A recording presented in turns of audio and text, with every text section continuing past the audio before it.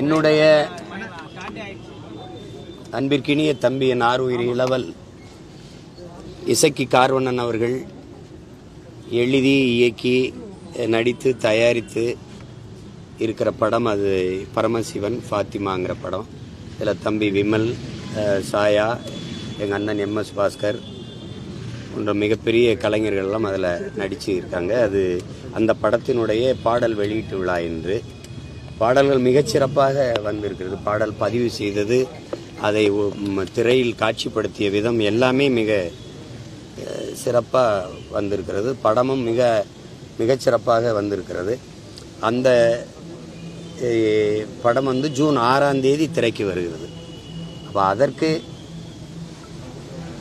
என்னுடைய அன்பு சொந்தங்கள், இந்த மாதிரி இளையவர்கள் புதியவர்கள் படைத்து வருகிற படைப்புக்கு பேராதரவு கொடுத்து வருகிற என் மக்கள் இந்த படத்திற்கும் ஒரு பேராதரவு கொடுக்க வேண்டும்ங்கிறது என்னுடைய விருப்பம். அதற்காக தான் இந்த நிகழ்வில் பங்கேற்று அதில் நடித்த படைத்த கலைஞர்களை வாழ்த்தி பாராட்டி செல்வதற்கு வந்திருக்கேன். ஆனால் நீங்கள் தான் அண்ணன் சொல்கிறீங்க. கமலஹாசன் சார் ஆளுங்கட்சிக்கு ஆதரவாக இருக்காரு. அவரோட படம் வரும்போது இந்த படத்துக்கு தியேட்டர் கிடைக்காது அப்படிங்கிறாங்க. உங்கள் அண்ணன் ஒரே ஒரு MP சீட்டுக்காக மாறிட்டாரா? அது பேச்சு கிடையாது. அது உங்களுக்கே தெரியும். முன்னாடியெல்லாம் ஒரு தீபாவளினா 10 படங்கள் வந்தது இருக்கு. ஒரு பெரிய படம் வரும்போது எத்தனையோ படங்கள் வந்திருக்கு. ஒரு அண்ணன் படம் ஒரு பெரிய படம்னா அது ஒரு பக்கம் ஓடட்டும், இது ஒரு சின்ன படம்னா இது ஒரு பக்கம் ஓடட்டும். இப்போ அப்படி தான் என் தம்பி சூர்யாவுடைய ரெட்ரோ வந்தது. அதே நேரத்தில் தான் டூரிஸ்ட் ஃபேமிலியும் வந்தது. 2 படமும் ஓடத்தான் செய்யுது. இது ஒருத்தருக்கு ஒருத்தர் போட்டி இல்லை. அந்த படம் பார்க்குறது, அந்த படத்தை ஒரு தடவை பார்த்துட்டாங்கன்னா மறுபடி இன்னொரு படம் என்ன வந்திருக்கு அதை பார்க்கலாம்னு நினைப்பாங்க. அது ரெண்டுமே வரட்டும், ரெண்டுமே ஓடட்டுமே. அதில் என்ன நீங்கள் ஏன் போய் இதுலேயே எங்கள் அண்ணனை இழுத்து கொண்டு வந்து சொல்கிறீங்க? நீங்கள் ஆளுங்கட்சி நிலைப்பாடு என்ன சொல்கிறீங்க? அது நிலைப்பாடுன்னு என்ன அப்படி எப்படி எடுத்துக்கிறது? நிலைப்பாடுன்னு என்ன எடுத்துக்கிறது? அப்படிதான் அவர் அது எங்கள் அண்ணன் தான் போய் கேட்கணும், நீங்கள் ஏன் அந்த நிலைப்பாடு வச்சுருக்கீங்கன்னு. அது பேச வேண்டியதில்லை. வேற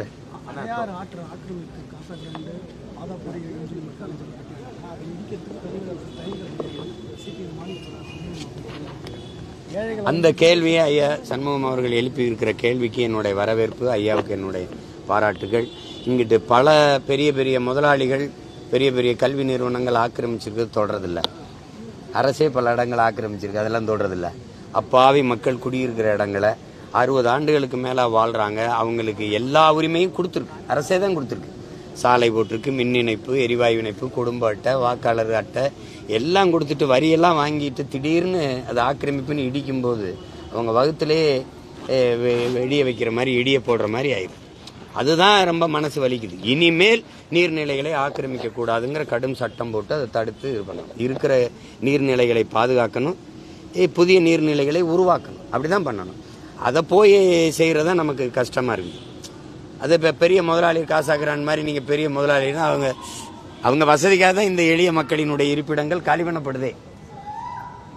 அதுக்கு என்ன செய்ய சொல்றீங்க? ஆனால் அவங்களுக்கு மட்டும் பட்டா மட்டும் கொடுக்குறாங்க, அந்த இடத்த மட்டும் இடிக்க முடியல. நான் அடையார் ரிவர் பக்கத்துலேயே காசாகிராண்டு எலும்பு இருக்குது, பல்லாவூர் ரிவர் பக்கத்துலேயே காசாகிராண்டு எலும்பு இருக்குது.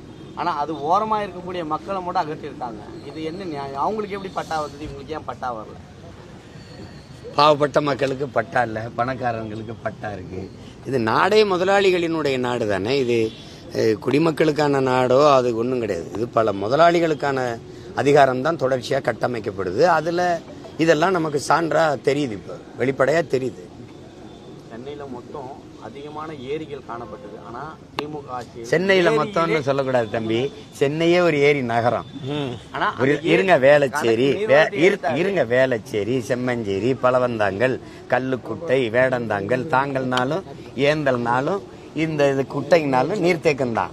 ஏரி சென்னஞ்சேரி, வேளச்சேரி, வள்ளுவர் கோட்டமே ஏரியில் தானே கட்டப்பட்டிருக்கு. எல்லா ஏரிகளும் நீங்கள் பார்த்தீங்கன்னா சென்னையே ஒரு ஏரி நகரம் தான். ஏரியை ஆக்கிரமிச்சு தான் இது எல்லாம் கட்டப்பட்டிருக்கு. அதில் பல ஏரிகள் இருக்குது. இதில் 22 ஏரி இருக்குது பள்ளிக்கரணையில், இந்த இதில் பரந்தூரில். அதை தூத்துட்டு விமான நிலையம் கட்டணும்னு நினைக்கிறாங்களா? அதை யாரும் எதுக்கிறது இல்லையே. அது ஆக்கிரமிப்பு இல்லையா? கடற்கரையில் கல்லறை கட்டினது கடற்கரை ஆக்கிரமிப்பா இல்லையா? அதை மட்டும் சொல்லுங்க. கடற்கரை நீர்நிலை இல்லை, அது நீர்நிலையில் வராதா? அதிகாரம் மிக வலிமையானது, அதனால அம்பேத்கர் சொல்றாரு. இவர்கள் அதிகாரம் வலிமையானது மட்டும் இல்ல, மிக கொடுமையானது. அதுதான் சொல்லணும். தொடர்ச்சியாக தமிழ் சினிமால ஒரு மாஃபியா உருவாக்கி இருக்கு. நீங்களே சொன்னீங்க, நான் படம் எடுத்தாவே எனக்கு கஷ்டமா இருக்குங்க. அது எப்ப மாறும்? எப்ப மாறும்னா 26ல என் தம்பி எல்லாம் முடிவெடுத்தா மாறிடும். இந்த அதிகாரம் எல்லாத்தையும் அதான் செய்யுது. நீங்க சாராய ஆலையா அதுவே வச்சுக்குது, கொக்கைன்னு கஞ்சா அப்படின்னு தான் அதுவே தான் விற்கிது. நீ வீட்டு மனை விற்பனையா அதுவே தான் செய்யுது. வேற ஏதாவது தொழில் சொல்லுங்க, காலையில குழந்தைகளுக்கு உப்புமா போடணுமா அதுவும் அதே தான் போடுது. திரைப்படமா அதே தான் எடுக்கும், அதே தான் விநியோகம் பண்ணும். அது முட்டை கேட்டா அடிக்கும், கட்டக்கம்பு வச்சு அடிக்கும். அது மாதிரி நிலைமை இருக்கு. இப்ப இது எல்லாம் இந்த நபிகள் சொன்னதான். ஒரு காலம் வரும், அது அழிவுக்கான காலம்ங்கிறவுல அது அந்த காலம் இதுன்னு தெரியுது.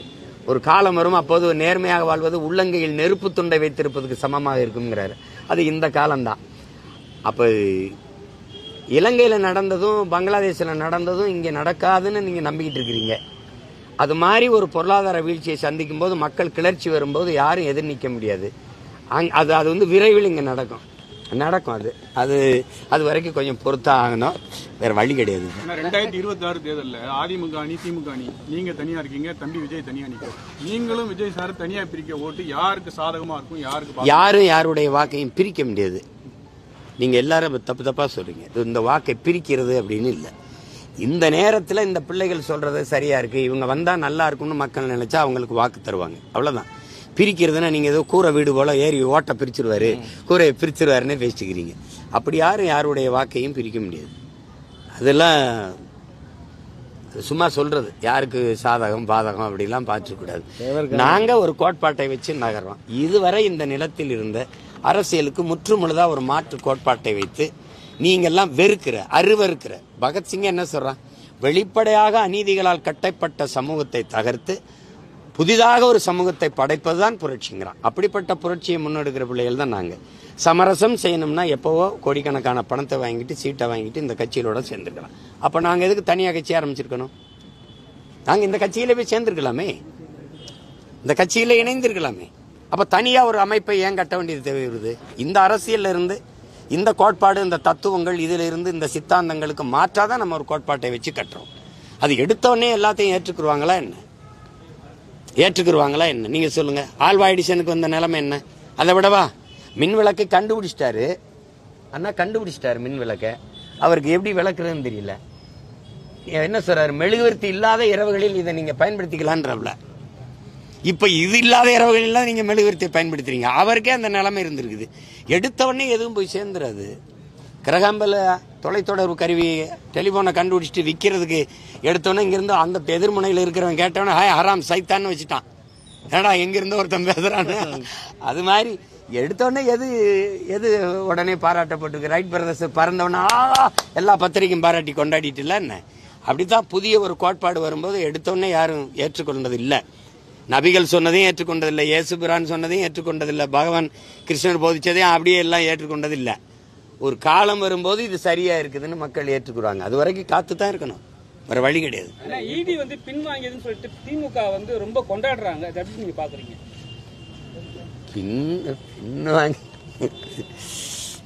பின்வாங்க அவங்க ஈடி போட்ட இடங்கள்ல எல்லாம் பணம் வாங்கியிருக்காங்க. அது கடந்த கால வரலாறு. இப்ப போட்ட இடத்துல வாங்கியிருப்பாங்களா? வாங்கலையா? வாங்கியிருப்பாங்க. அதனால பின் வாங்கியிருப்பாங்க. முன் வாங்கி பிறகு பின் வாங்கியிருப்பாங்க. அதை போய் பேசிட்டு இருக்க வேண்டியதில்லை. வெள்ளத்தடுப்பு சிறப்பு நிதிக்காக 4070 கோடி ரூபாய் மழைநீர் வடிகால் பணிக்கு ஒதுக்கப்பட்டது. இன்னும் சென்னை மாநகராட்சியில 30% பணிகள் கூட முடிவடைகள்னு சொல்றாங்க. வருடந்தோறும் மழைக்காலங்கள்ல மக்கள் அவதிப்பட்டதை கண்கூடியா பார்க்க முடியுது. இந்த வருடமும் அந்த நிலையை தடுக்கும்னு நினைக்கிறீங்க? நீங்க நிதிநிலை அறிக்கையில் அவங்க படிக்கிற அந்த சொல்ற வார்த்தையை நீங்க நன்கு கவனிக்கணும். 4070 கோடி, 5000 கோடி, 6000 கோடி ஒதுக்கீடு அப்படிங்கிறத நாங்கள் இந்த திட்டத்துக்காக ஒதுக்குறோம் அப்படிங்கிற வார்த்தையை நீங்க கவனிக்கணும். இப்ப ஏன் நீங்க போடலன்னு கேட்டீங்க, அது இன்னொரு தடவை சொல்லுங்கம்பாங்க. 4070 கோடி ஒதுக்கீடு அப்படின்னு ஏன் ஒன்றும் செய்யல? அதான் ஒதுக்குறோம்னு சொன்னா ஒதுக்கிட்டோம். நீங்க அதை அழிக்கிறோம், அதை செயல்படுத்துறோம் சொன்னா அதை செயல்படுறது. அது ஒதுக்குறது பதுக்குறது. அப்புறம் அந்த பணத்தை திருப்பி தேர்தல் நேரத்தில் வாக்கு கொடுத்து மறுபடியும் பதவிக்கு வர்றது. இதுதான் மொத்தமாக 2500 ரூபா தான், இந்த 2500 கோடி தான் தேவைங்கிறான். கழிவு நீர் மழை நீர் வழிந்தோட நீரியல் வல்லுநர்களே பொறியியல் வல்லுநர்களே சொல்கிறாங்க. ஆனால் இவங்க நம்ம ஆளுங்க அதை பற்றி அக்கறை இருந்தால் தானே அதை செய்யணும்னு இல்லை. 60 ஆண்டுகளாக மாறி மாறி ஆண்டு இன்னும் மழை நீர் கழிவு நீர் வழிந்தோட கூட காவாய் இல்லை. ஏன் காவாய் இல்லைன்னா அந்த ஒதுக்குன பணம் எங்கே வச்சுன்னா அவங்க வாய்க்குள்ள போயிடுச்சு, அதனால காவாய் இல்லை. அதை பேசி இப்போ பயன் இல்லை. பல ஆண்டுகளா நீங்களும் நிறைய பேசுறீங்க, தனித்தனியா இது பண்ணுவீங்க. ஆனா ஓட்டு சதவீதம் நல்லா வாங்குறீங்க. ஆனா மதம் பணம் கட்சி ஓட்டு தான் வந்து ஜெயிக்குது. 2026 சட்டமன்றத்துல நாம் தமிழர் கட்சி குரல் ஒலிக்குமா? உங்க எம்எல்ஏ உள்ள போவாங்களா?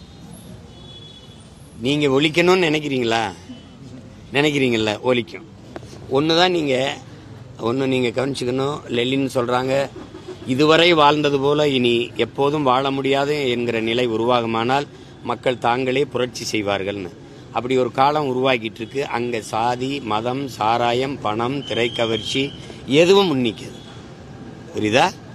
பசி வந்தால் 10ம் மறந்துருங்கிறான். அந்த நிலை வரும், அது உறுதியா வரும். அப்போ பெரிய மாறுதல் வரும். அது வரைக்கும் நீங்க கொஞ்சம் பொறுத்து தான் இருக்கணும். திரைப்படத்துல ஒரு காட்சி வச்சிருக்காங்க, கிறிஸ்டின் வந்து இங்க வந்து பிச்சை எடுக்க வந்தாங்க அந்த படிப்பு சம்பந்தமா அப்படின்னு இருக்காரு. ஆனா முதல்ல பாத்தீங்கன்னா அதிக அளவு கிறிஸ்டின் ஸ்கூல் தான் இங்க இருந்தது நிறைய. இப்ப இருக்கிற பாஜக சிபிஎஸ்சின்னு ஒண்ணு இருக்கு, அதுல போனாவே நம்மளுக்கு வந்து இதை வேணும் அது வேணும்ன்றாங்க. இப்ப பள்ளி வேற திறக்க போது, எல்லா இடத்துலயும் தனியார் பள்ளிகள் தான் அதிகமாயிடுச்சு. எல்லாருமே வந்து ஓடுற காலகட்டங்களை சம்பாதிக்க முடியல, அது சேர்க்க முடியல. இதை எப்படி பாக்குறீங்க? ஏன்னா அரசாங்கம் அரசு கல்வியை எடுத்துட்டு வந்து சேருங்க, பள்ளியில சேர்த்துருங்க அப்படின்னு சொல்றாங்களே தவிர அரசு பள்ளிகள்ல தரம் இல்லை அப்படின்னு சொல்றாங்க. அதை ஒத்துக்கணும்ல. தரம் இல்லைன்னு சொல்றாங்கன்னு மக்கள் சொல்றாங்கன்னு நீங்க சொல்லக்கூடாது. தரம் இல்லைங்கிறத முதல்ல ஒத்துக்கணும். இப்ப எந்த அமைச்சர் சட்டமன்ற உறுப்பினர் மாமன்ற உறுப்பினர் பாராளுமன்ற உறுப்பினர் அமைச்சர் பெருமக்களுடைய பிள்ளைகள் யார் ஒருவர் அரசு பள்ளியில் கல்லூரியில படிக்கிறார்? காரணம் என்ன? தரம் இல்லை. இவங்கள யாருக்கு உடல்நிலை சரியில்லைன்னா அரசு மருத்துவமனையில் படுத்து மருத்துவம் செய்து கொள்கிறாங்க. காரணம் என்ன? தரம் இல்லை. தம்பி செந்தில் பாலாஜியை ஓமந்தூர் ராமசாமியார் நம்ம தாத்தா பேரில் இருக்கிற இதில் நீங்கள் சேர்த்தீங்க. 2 நாளில் திருப்பி என் காவிரி கொண்டு போனீங்க. நீங்கள் நடத்துகிற மருத்துவமனை உங்கள் அரசு மருத்துவமனை, அதிலிருந்து என் காவிரி கொண்டு போகணும். ஏன்னா தரம் இல்லை. ஐயா கருணாநிதி அவர்கள் படுத்தது எங்கே? எம்ஜி ராமச்சந்திரா காவிரி. அம்மையார் ஜெயலலிதா எங்கே மருத்துவம் படுத்தாங்க? அப்பலோ. ஐயா எம்ஜிஆர் எங்கே? அப்பலோ. அப்போ நீங்கள் அதிகாரத்தில் இருக்கிறவங்களே காட்டுறீங்க அரசு மருத்துவமனை தான் தரமாக இருக்குன்னு. அதே மாதிரி இவங்களே வந்து தனியார் ஏன் அரசு பள்ளியின் தரம் உயர்த்த முடியலைன்னா தனியார் பள்ளி கல்லூரிகளில் நடத்துகிற பெருமக்களே அமைச்சர் பெருமக்களாக இருக்கிறீங்க. அப்போ அரசு பள்ளி கல்லூரியின் தரம் இருந்துச்சுன்னா உங்கள் கல்லூரி வியாபாரம் படுத்துக்கிறோம். இப்போ எந்த அமைச்சருக்கு கல்வி நிறுவனங்கள் இல்லை? எந்த அமைச்சருக்கு மருத்துவக் கல்லூரி இல்லை? சொல்லுங்க, நீங்க சொல்லுங்க. அதை மாற்றுறதுக்கு பேர் தான் மாறுதலுங்கிறோம். அதுதான் புரட்சிங்கிறோம். அதுதான் மாற்று அரசியல்ங்கிறோம். அப்ப அதை செய்யறதுக்கு கொஞ்சம் நீங்க எங்களை ஊக்கப்படுத்தணும், கொஞ்சம் ஆதரவு கொடுக்கணும். ஏன்னா இங்க பள்ளி கல்வித்துறை இருக்குது, அதுக்கப்புறம் இன்னொரு கல்வித்துறை இருக்கு, அதுக்கு 2 துறை அமைச்சர்கள் இருக்காங்க, உயர்கல்வி பள்ளி கல்வி இருக்காங்க. இதுல இன்னொன்னு மருத்துவத்துக்கு தனியா அமைச்சர் இருக்காங்க, அதுக்குள்ள சுகாதார செயலாளர் இருக்காங்க. இவ்வளவு இருந்தும் இவ்வளவு இது நெருக்கடி. அப்ப சரியாக இந்த இது ஆட்சி சரியா செய்யல அப்படின்னு சொல்ல எங்களை தானே இதுல கேள்வி இருக்குது. இல்லை தானே? இல்ல, தோற்று போச்சு. தனியார் மய தாராளமய உலகமய பொருளாதார கொள்கையில எல்லாவற்றையும் அறிவை வளர்க்கும் கல்வி, உயிரை காக்கும் மருத்துவம், உலக உயிர்களின் உயிர் தேவையா இருக்கிற நீர் 3ஐயும் விற்பனை பண்டமாக மாற்றிவிட்ட நாடுல சுடுகாடு. அது மாற்றி வித்திருச்சு. அறிவை எப்படி நீ விற்பனை பொருளா மாத்தின? உயிரை காக்கும் மருத்துவத்தை எப்படி வியாபாரமாக்குன? மருத்துவம் ஒரு மகத்தான சேவை, அது என் மக்களுக்கு தேவைங்கிற கோட்பாட்டில் நீ இயங்கி இருக்கணும். ஒரு நாட்டின் வளத்திலே ஆகப்பெரிய வளம் கல்வி வளம் தான், அறிவு வளம் தான். அந்த அறிவு கருவறை எப்படி வர்த்தக வியாபார அறையா மாறிச்சு? எப்படி வர்த்தக அறையா மாறிச்சு? மாத்தினது யாரு? நல்ல காசு கொடுத்தா நல்லா படிச்சுக்கலாம். காசு இல்லைன்னா எத்தனை குடும்பத்து பிள்ளைகள் படிக்க முடியாம இடைநிறுத்தம் செய்யறாங்க. அரசு பள்ளி கல்லூரியின் தரத்தை உயர்த்த மாட்டாங்க. காரணம், இவர்களுடைய கல்வி நிறுவனங்களின் வசூல் பாதிக்கப்பட்டோம். அதானே? இப்ப யாருக்கு கல்வி நிறுவனங்கள் இல்லைன்னு சொல்லுங்க. எந்த அமைச்சருக்கு இல்லை? கல்லுக்கடை ஏன் திறக்கல? எல்லா மாநிலங்களிலும் கல் இருக்கும்போது இங்க மட்டும் ஏன் மதுவா மாறிச்சு? ஏன்னா சாராய ஆலை வைத்திருக்கிற பெருமக்கள் ஆட்சியாளர்கள் அவர்கள் வந்து கல்லுக்கடையை திறந்தா அந்த டாஸ்மார்க் வியாபாரம் படுத்துரும். வியாபாரம் படுத்தா அந்த ஆலையிலிருந்து சரக்கு எடுக்கிற அளவு குறைஞ்சிரும். அப்ப புரியுதுன்னு நினைக்கிறேன். இதை தெரிஞ்சுக்கிட்டே நீங்க அண்ணன்ட்ட திருப்பி இந்த கேள்வியை கேட்டுக்கிட்டு இருக்கிறீங்க. அதை மாத்தணும்னு தான் தனிச்சு நின்று போராடுறேன். முடிஞ்சா எனக்கு ஆதரவு கொடுங்க. இந்த தேர்தலில் ஒரு ஓட்டை போட்டு விட.